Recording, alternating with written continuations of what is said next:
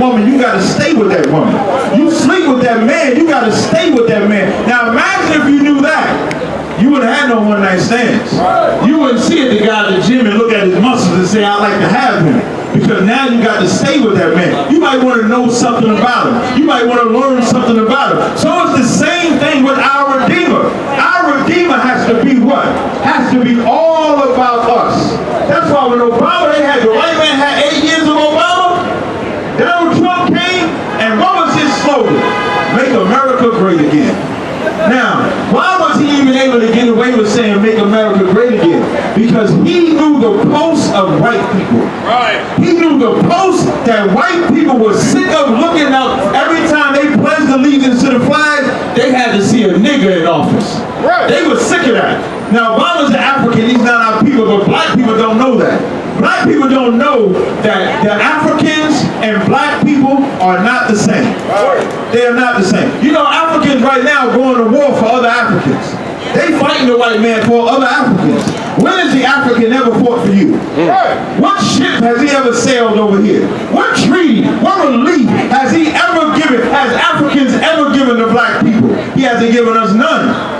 That's why we're not African, because they know we're not the same. So how do we get our Redeemer? You got Ecclesiastes, the 3rd chapter. Read verse 1, please. The book of Ecclesiastes, the 3rd chapter, verse 1. To everything there is a season, and a time to every purpose under the heaven. Why is it saying that? Because there's a time, I'm sorry, read verse 8 first, and then I'll come and explain. Read verse 8. The book of Ecclesiastes, chapter 3, verse 8. A time to love. That's what God said. God said that there is a time to love. Keep reading. And a time to hate. Time to what? To hate. So now, if the Bible is saying there's a time to love and a time to hate, why did your pastor tell you gotta love everybody?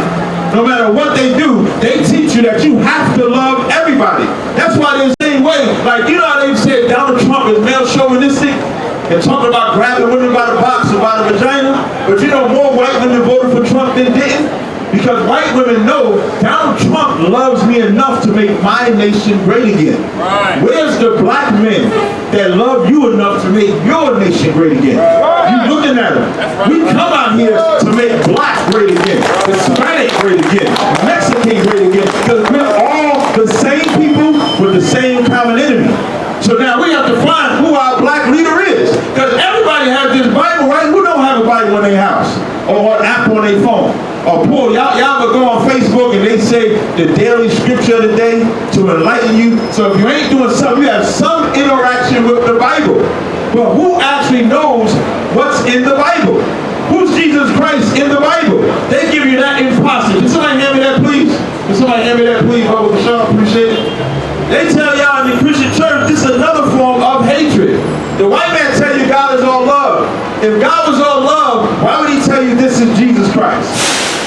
If God is all love, and remember, Christ said, ye shall know the truth, and the truth shall make you free. He didn't say you should know a lie. In the name of this lie, we have been in prison. The reason why you're a prisoner to the white man is because every time you close your eyes and pray, this is the bastard you see. Every time you say, now I lay me down to sleep, you see this image right here.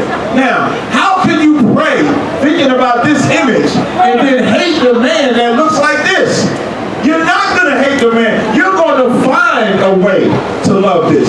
You're going to find a way to put this in your heart. You're going to make an excuse to love the white man. Now, what if you could find out that Christ was not white? That Christ was a black man like you and I? What if you could find out that the word nigger is in the Bible describing the Israelites? Because the word nigger means black by definition. Not the byword that they say today. The byword that they say today, nigger mean ignorant and all that. Nigger is a Latin word, niger, that just means black. And that's what they call the disciples. They call Paul, and they mistook Paul for being an Egyptian. Now we know Egyptians is black people. So if they thought Paul was an Egyptian, what does that say about Paul's skin tone? Since we want to be about colorism. Since everything is about color. The Bible don't care about color. The white man cares about color. That's why he calls himself white and calls himself black, to put in a permanent divide between us. And not just between white and black, but between dark-skinned and light-skinned blacks. Because if you light-skinned, you're supposed to be better. If you dark-skinned, you're supposed to be worse. But you don't see the red-haired white man fighting the blonde-haired white man. You don't see the blue-eyed white man fighting the red-eyed white man. You know why? Because they know they're the same. We only divide ourselves from color because we listen to the so-called white man. Hand me this Russian icon right here, please. This Russian icon, right? This is some history. Everybody, I think black people need to understand something. This book of the Russian icons will show you, before the Renaissance era, all the images of the Bible were of black men. Your Virgin Mary, and you can come up here, don't be afraid. You want to look at it, sis? Don't be afraid. You can even take it and hand it around. I don't need to see it, I know. Hand it around to everybody. Let me tell you something. In that sign, the Russian icons, the image of Mary was black. The image of Paul, black. The image of John the Baptist, black. And then they had the Renaissance era. Because let me give you some more history. We ruled Europe for about 1,000 years. Your King James, that's a black man. That's right. What's the captain of the Nicene Council? Constantine, a black man. All of your lead, all the people, your Shakespeare, your Beethoven. When you read the English class in high school and you read Romeo and Juliet and Macbeth and all that, that's a black man that wrote it. And you should know that it's a black man wrote it because look at the flavor in the Shakespearean writings. Ain't no white man got no flavor. Beethoven, you really believe a white man can play a piano like that? Come on, this is Beethoven. That is a black man. And then they had a Renaissance era where they begin to whitewash all of the images that you see. Because the sad part about black people, we love imagery more than we love reading. That's why we'll read that Source magazine, the Double XL magazine, but give a nigga a book. He not reading that. It better have pictures or something like that or something simple. But to learn, he won't do. So he gave us those images. You got Revelations 1 and 1? Grab that for me. So I'll show you what Christ looked like in the Bible, and I'm going to show you the word nigga in the Bible. Somebody give me the, you got the time? That with the word nigga. I'll show you in the Bible what they called us. It wasn't meant to be derogatory. It was a description. Revelations 1 and 1. Read that first. The book of Revelation, chapter 1, verse 1. The revelation of Jesus Christ. Now we know when you read the book of Revelations, it's all about future prophecy. So now this one here, thank you, brother. Appreciate it. Anybody else want to see it? Y'all just let me know. Give that brother a hand. Let me tell you something. Y'all know the book of Revelations was revealing everything that was going to happen at the end. So now in chapter 1, it says the revelation of Jesus Christ. Hold us 1 second, Kawan. Drop down to verse 13. Right there.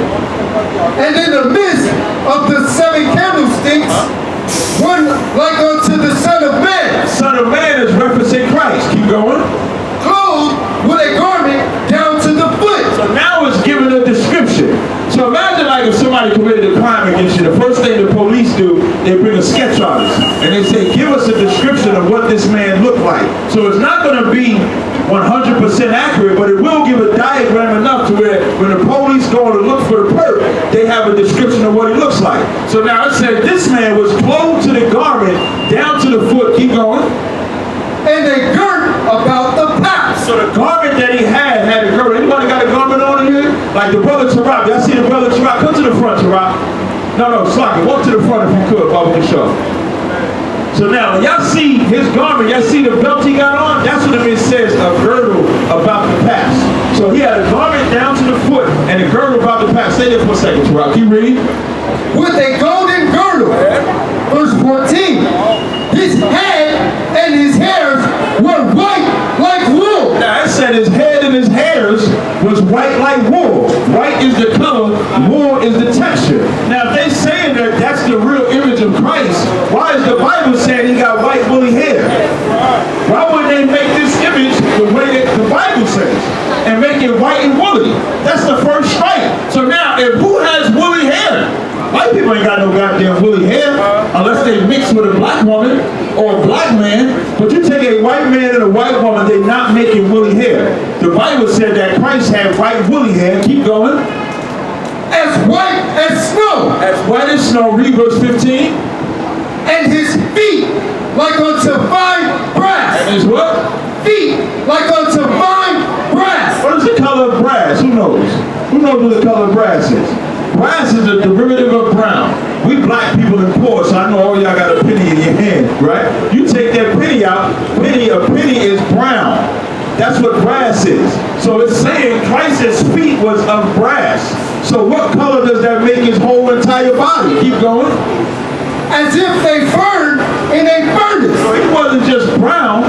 Christ was a very dark-skinned man. So now, if the white man was really about truth and justice and honesty, as he claimed to be, what would be the problem with having a black king? You know what the problem is? The white man ain't serving no nigga God. That's right. The white man will never bow down to a black king. You know who will bow down to a white king though? We will. We'll bow down to a white king or the Arab king. Because if we ain't Christians, you know we are Muslims. Y'all want to be a goddamn Muslim circling a rock. You know in the Arab world, that Allah, that's a rock. Now you stepping on Allah right now. You can walk around in a circle and step on Allah right now. He's a rock god. So who teaches you them lies? Now let's get the word nigga in the Bible. Give me Acts 13:1. This is a black man's book. Our slang, our lingo, our everything. That's why even when it says naked, even the naked ain't talk about not having no clothes on. It's no word, no different than saying I'm exposed, I'm shown, you can see me. It's all of our slang. Like the Bible says, the ox knoweth his owner, the ass his master's crib. Who even said the term crib? We do. Because this is written by us. You got Acts 13:1? Yeah, give me Acts 13, verse 1. And I got the dictionary just in case y'all think I made up what I'm going to say. You know, niggas, they want you to get the white man definition to get it right. Give me Acts 13:1. Read that. The book of Acts, chapter 13, verse 1. Now there were in the church that was at Antioch certain prophets and teachers. Now, in the city of Antioch, there were certain prophets and teachers. Go ahead. As Barnabas and Simeon. Barnabas and Simeon were Israelites, rolled with Christ. They were the prophets and teachers. Keep going. That was called Niger. That was called what? Niger. Put a southern slang on it. Nigger. It's all right. So now let's look up what Niger means in the Bible. You know, the white man don't know how to speak plain English, right? Let's, you got the word Niger? Please read that definition. This is Niger. N-I-G-E-R. That's N-I-G-E-R. Black. Say it again. Black. So when they say that they were called Niger, they're calling the Israelites black men. So why do they tell you that they're white men? Because we gave up our culture. We thought it was better to be the servants instead of the masters. We should think of ourselves. In 2019, haven't we at least tried Christianity enough? We done been in America almost 500 goddamn years. We done looked at every plan to where now we looking for the plan to get Trump out of office. As if America was so great for black people before Trump got in office. How was America for black people before Trump got in office? You had us go fight in their wars and not reap none of the benefits of that. Like y'all know the Tuskegee experiment, when them brothers learned how to fly them planes, when they came home, they had to wash cars. They were given no benefits for what they did for fighting for the land that they loved. When we fought them wars in Vietnam, they made sure we got hooked on that heroin and that dope. When the heroin and dope wasn't enough, America, the place that black people love, don't let nobody tell you that black people don't love America. Black people love the hell out of America. Black people love America so much, we build their cities during slavery. We build their cities after slavery. They bombed our cities, our Rosewoods, our Black Wall Street. They bombed them all and we still loved America. They gave us dope and heroin. We still loved America. Ronald Reagan and them destroyed the very essence of black people with crack, and we still love America. And the white man murdered us for it. Shouldn't we at least try something else? Shouldn't we at least say, let me see, since that experiment did work, let's try the experiment of hating America. And hating America in the sense of, when you get your economic power, don't give it to these businesses here. Give it to black businesses.